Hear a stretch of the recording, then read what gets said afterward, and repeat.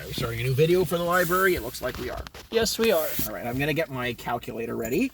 And I have 2 straws. One for my ice cap that I will be getting on the way to the mall.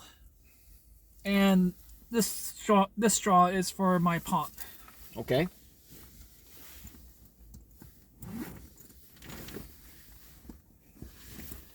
So, what do you want to start off with first? Grown-ups or kids? Let's do the kids, because the grown-ups usually win, but let's see if the kids can do it this time.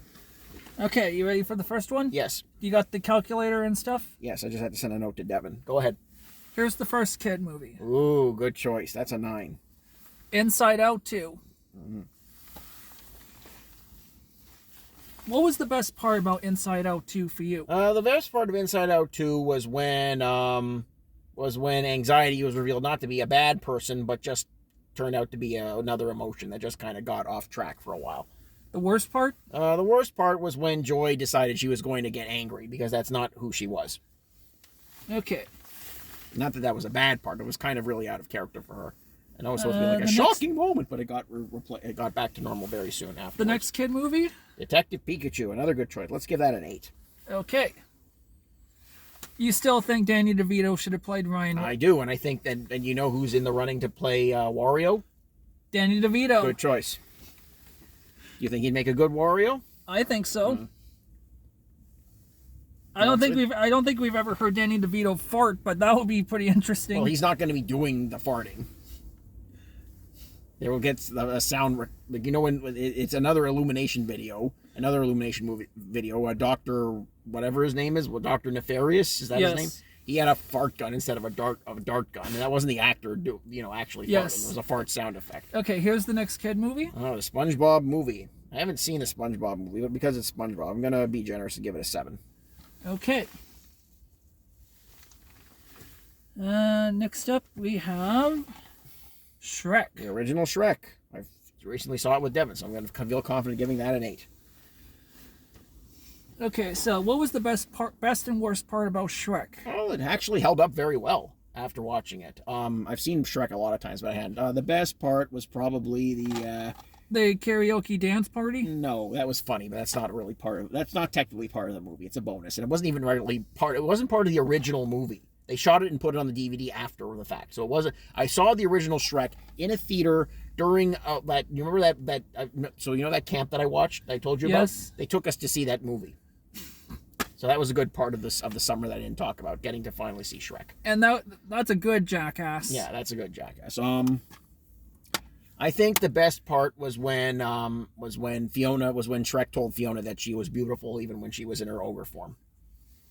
The worst part? The worst part was the part where Shrek is a hero briefly after beating up Lord Farquaad's goons, because that doesn't fit with who he is. Okay. It's better when people are scared of Shrek. The next kid movie is The Iron Giant. Ooh, that's a classic. Okay, I'm gonna stop short of giving that a 10. I'm gonna give it a 9. Okay. You know that The Iron Giant inspired the character of Groot, right? Yes, because of Vin Diesel. Yes, but Groot's personality was inspired by the Iron Giant's personality. And Christopher McDonald's in this movie. Yep. Shooter McGavin. Yeah. The next kid movie is Sonic 3. Okay. I don't remember I don't remember how I ranked the Sonics. I'm sorry. Did I put Sonic 3 at the top or bottom or in the middle? Well, we both liked it last year. Okay. Okay, I'll give it a 7. No, there's still. No, I'm still adding things. I hit the equals button, but I can still add things to it. And this is the final kid movie. Okay, I'm sorry. That's gonna get a 5. A 53. 53. So that's 53 divided by 7. Yes. All right, that's a 7.6. 7.5. 7.57. Yes. But I can round it up to 7.6 if you want. Yes. 1 decimal place? Okay, 7.6. So that's the score to beat for the adults. I'm sorry, but Simba's Pride brought it down.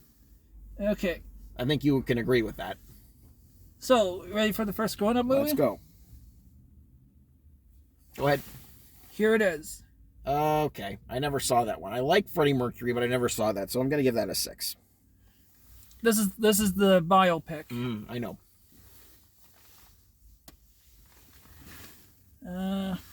Then we have Beau is Afraid. Ooh, I really like Beau is Afraid. I'm going to give that a 9. It was a long movie, but I really like that movie. Hey, look who that is. Yep, Nathan Lane's in it, I know. I was kind of surprised seeing Nathan Lane. Yeah, well, he's in it. He's actually pretty scary. Nathan Lane can be pretty scary. You don't expect it coming from him. That's why. He's scary. Next up, we have the Shawshank Redemption. Classic movie. I'm going to give it an 8. It's also a very long movie. It is. It's also where people got really familiar with Morgan Freeman's style of narration because he narrates the film. You've heard Morgan Freeman narrate something before, right? Yes. So that's where people got very familiar with him. Next up, we have Safe House. I've never heard of that before. I mean, I like Ryan Reynolds, but I can't take him seriously as an action star. I keep seeing Deadpool. In fact, he's pretty much Deadpool in every single one of his movies. Well, what about Denzel Washington? Well, it's a good actor, but I've never heard of him. I've never seen him in this. I don't really know what he does.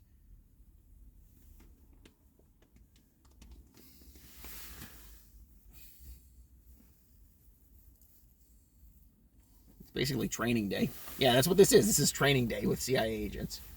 You know what Training Day is? No. It's another Denzel Washington movie where he's with Ethan Hawke, and he's a good. Denzel Washington is a good cop. It's Ethan Hawke is a younger good cop, and it's his first day.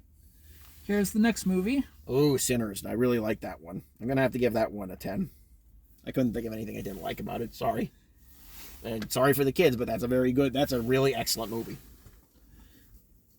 Okay, next up we have. Oh, Shazam. It was okay. I'm gonna give it a 6. Is Shazam better than Fury of the Gods? That's a good question. There's a kid in this movie who is on crutches for most of the movie, and he ends up getting, that's him. And he ends up getting like a really triumphant moment. So I was like, yeah, good for that kid. So I'm going to give it to Fury of the Gods. But neither of them are very good movies. They're both, Also, at the end of this movie, Superman shows up. Yeah. Well, he doesn't actually show up. You don't see him. He's in a cafeteria, and he sits down at a table in a school with a tray. But you don't see his face, so it's not actually Cavill as Superman. Or anybody as Superman, really. It's a person in a Superman costume. Okay, you ready for the next one? Yes. Okay. Again, I didn't think it was as good. I didn't like it as much as you did, so I'm going to give it a 6. Is that all? Nope. One more. All right. Ooh, Bullet Train. I like Bullet Train. I'll give it an 8. That's 58 divided by 8. Yes. Okay, the kids win. It's with 7.25. Wow. Yeah, so the kids finally took it. The adults were brought down because of the biopic Safe House and Shazam and Rise of the Beasts. Right. Right.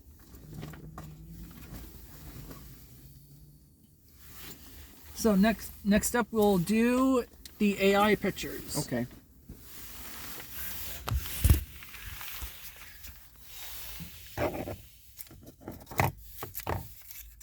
Well, the movie doesn't start until 9. We still have time to do a short walk at Riverside.